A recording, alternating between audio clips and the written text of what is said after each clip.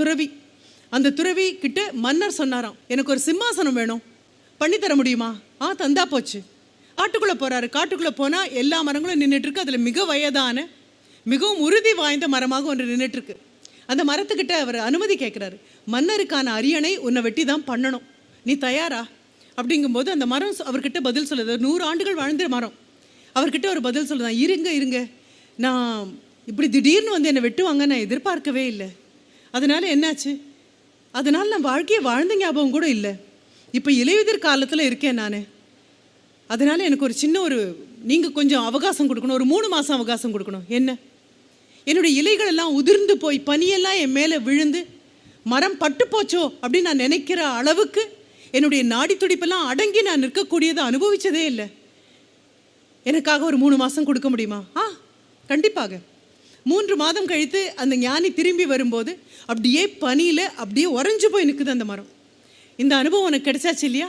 இப்போ உன்னை வெட்டலாமா? நான் உயிர்த்து வழுவேனானே தெரியலையே, அப்படி மரத்தே போயிடுவேனோன்னு தோணுதே. உயிர்த்து வரணுமே, நான் உயிர்த்து வரணும் அப்படின்னா ஒரு 3 மாதம் தானே கேட்குறேன். நான் மொத்தமாக என்னை கொண்டு போக போகிறீங்களே, சரி 3 மாதம். 3 மாதம் கழித்து போகும்பொழுது விட்டுப்போன மரமானு நினைக்கக்கூடிய மரத்துலேருந்து அப்படியே துளிர்த்து வருது. அவ்வளோ அழகாக இருக்குது பார்க்குறதுக்கு. பக்கத்தில் போய் நின்று அதை வருடி கொடுத்துட்டே அந்த ஞானி கேட்குறாரு, இப்போ என்ன கேட்க போகிற? வெறும் இலை வந்தால் போதுமா? இலைகள் எல்லாம் பறந்து விரிந்து அப்படியுமா?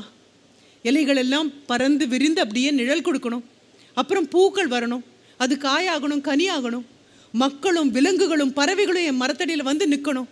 நான் பிறந்த பயன் அதுகளுக்கு கொடுக்காம நான் எப்படி வர முடியும்? எனக்கு இன்னொரு 3 மாதம் கூட கொடுங்க. ஒவ்வொன்றாக ஒவ்வொரு பருவ காலத்தையும் தாண்டி கடைசியாக மீண்டும் மரம் தன்னுடைய இலைகளெல்லாம் கொட்டக்கூடிய அந்த இலையுதிர் காலம் வரும்போது ஞானி வந்து நிற்கிறாரு. அப்போ மரம் அவர்கிட்ட சொல்கிற பதில், என்னை இப்போ தாராளமாக வெட்டிக்கலாம். கடந்து போன இந்த 1 வருடத்தின் ஒவ்வொரு வினாடியும் அனுபவித்து நான் வாழ்ந்திருக்கேன். இயற்கை விதைகளை ஜீரணிக்க அனுமதிப்பதே கிடையாது. ஏன்னா விதைகள் மீண்டும் உயிர்த்தெழுவதற்காக இருப்பவை. அது எனக்கு புரிஞ்சுது. எனக்கு கீழே அத்தனை பறவைகள் வந்தது, எத்தனை மனிதர்கள் வந்தாங்க, எத்தனை விலங்குகள் வந்தது. என்னால் எத்தனை பேருக்கு பயன் இருந்து இது எதையுமே அனுபவிக்காமல் மரத்து போய் நின்றுட்டு இருந்தேன். நல்ல காலம் என்னை வெட்ட போகிறேன்னு சொன்னீங்க, 1 வருடத்தை நான் ஒவ்வொரு வினாடியும் அனுபவித்தேன் அப்படின்னு சொல்லிட்டு இனி நீங்கள் தாராளமாக வெட்டலாம். இனிமேல் வரப்போகிற இதெல்லாம் ஆக்ஷன் ரீப்ளே தானே. சிரிச்சுட்டே அந்த ஞானி சொன்னாராம், கண்டிப்பாக உன்னை வெட்ட முடியாது என்னால், ஏன்னா நீ என்னுடைய ஆசானா மாறிட்ட, நீ என்னுடைய குருவாக மாறிட்ட.